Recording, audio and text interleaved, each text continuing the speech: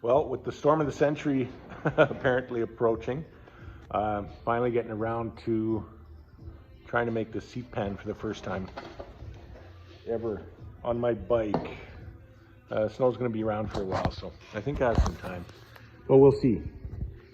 So anyways, I used blue easy release like painter's tape, and then duct tape, and then for the release I used packing tape. I watched a lot of videos on YouTube, and it seems to be the way, hey Leo, seems to be what works. So I roughly sketched out where I want the seat to go. I'm going to make it a two-piece.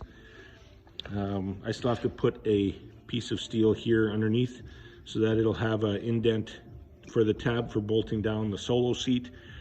And then I'll just have a couple on the side here that will slide underneath the solo and then bolt on the back for that.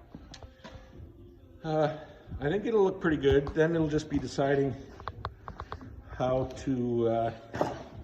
I want the upholsterers to put the foam on there and make it look so.